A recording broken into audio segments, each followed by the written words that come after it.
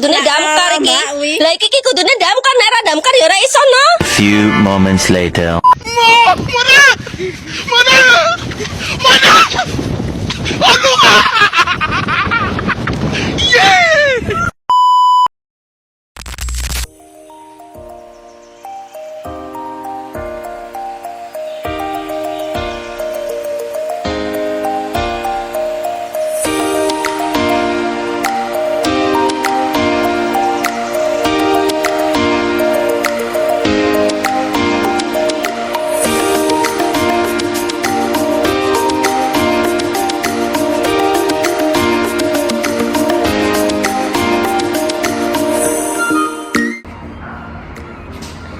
Oke, baik. Assalamualaikum warahmatullahi wabarakatuh. Shalom.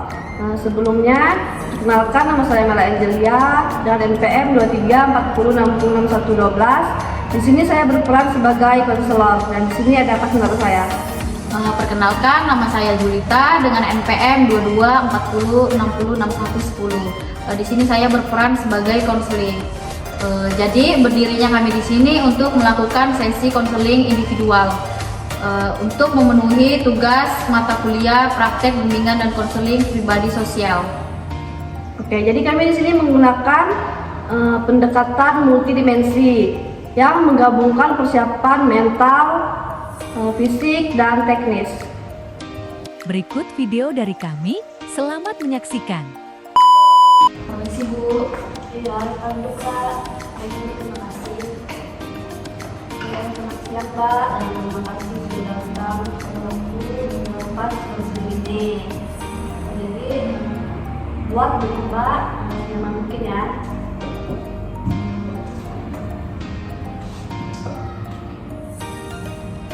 Mbak dari kelas berapa Mbak? Saya dari kelas 12 apa Mbak? Tadi pelajaran apa aja Mbak yang ada? Tadi pelajaran bahasa Indonesia. Oh, bahasa Indonesia.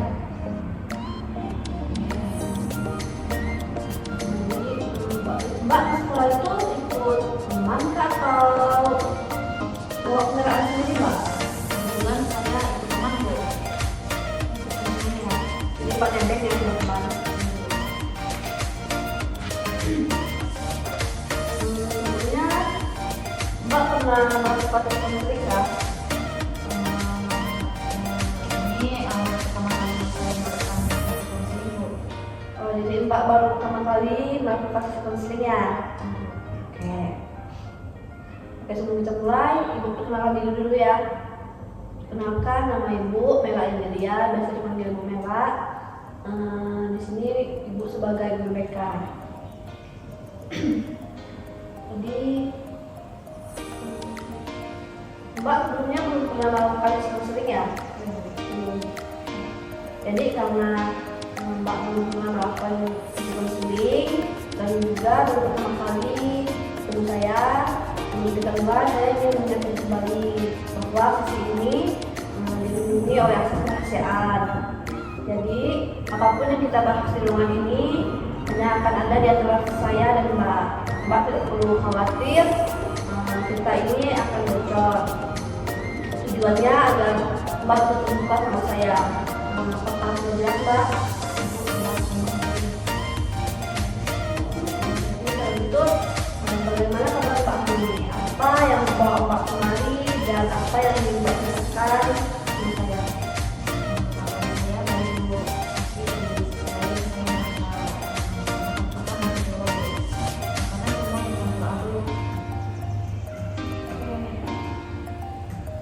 Kan dan kedua pasti itu sangat berat Mbak. Bolehkah Mbak ceritakan lebih detail tekanan kekecewaan apa yang selama ini Mbak rasakan dan suka dari apa sih Mbak semua itu? jadi begini Bu, ini tentang proyek akhir fisika saya. Saya sudah menghabiskan waktu saya itu berminggu-minggu untuk mengerjakan ini sampai saya mengorbankan waktu istirahat saya.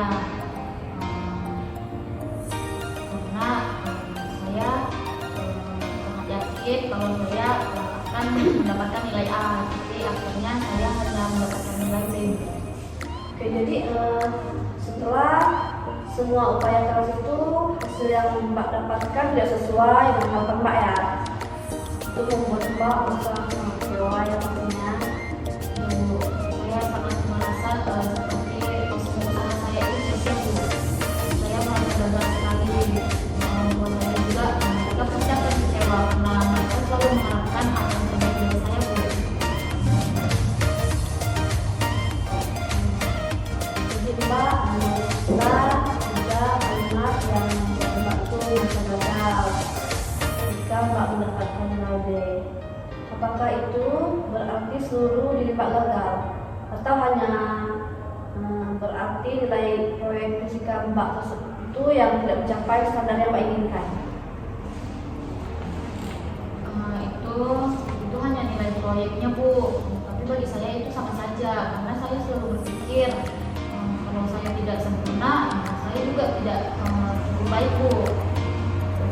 Oke, jadi keyakinan yang sangat keras dan pada diri Mbak sendiri itu membuat Mbak tidak sempurna, tidak cukup baik ya Mbak.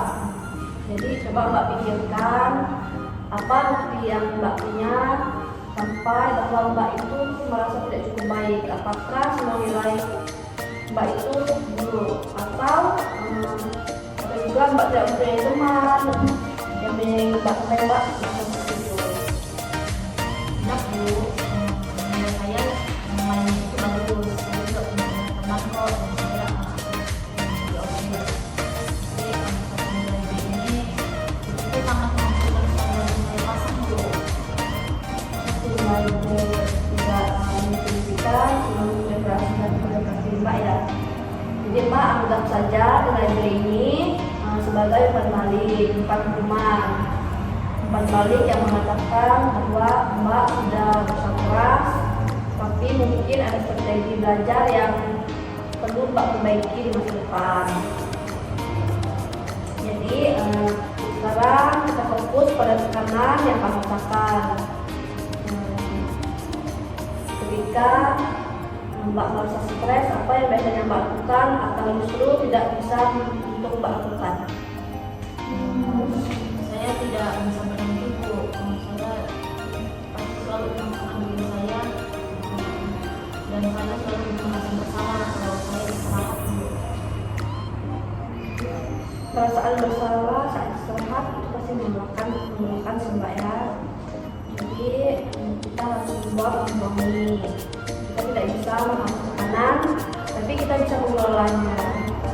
Jadi saya ingin Mbak membuat perjanjian dengan diri sendiri dalam skala 1 sampai 10, di mana 10 adalah istirahat penuh dan 1 tidak istirahat sama sekali. Seberapa realistis Mbak bisa mencapai angka 5, yaitu istirahat moderat selama 30 menit setiap malam. 30 menit saya rasa itu realistis, Bu. Saya bisa menggunakan dan mendengarkan musik atau membaca novel. Pasti saya akan mencobanya, Bu. Oke, bagus Mbak.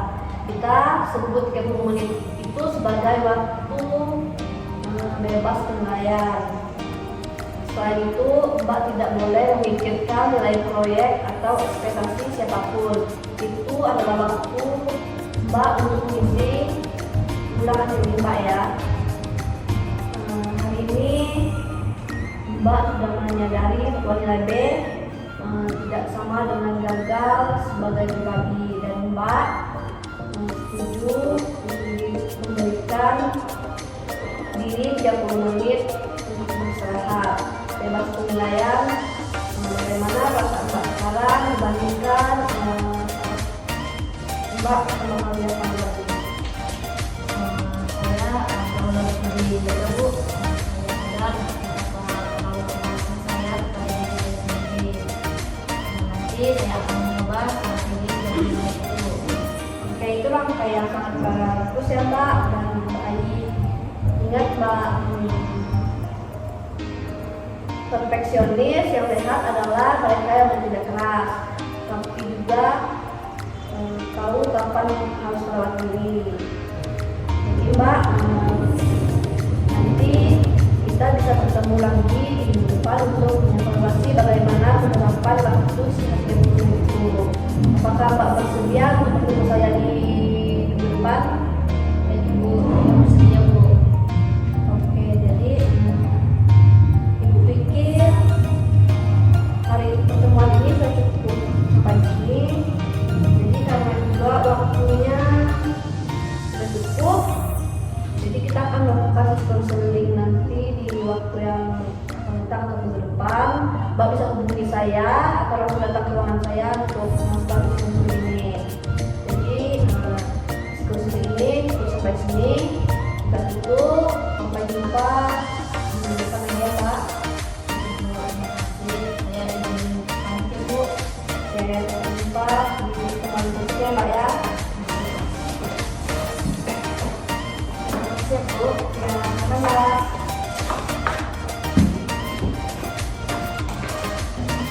Oke, baik.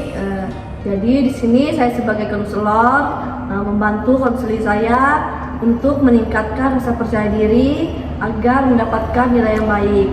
Sebagai konseling tidak perlu merasa gagal ketika mendapatkan nilai tidak sempurna. Jadi ada beberapa strategi yang perlu diperbaiki untuk masa depan.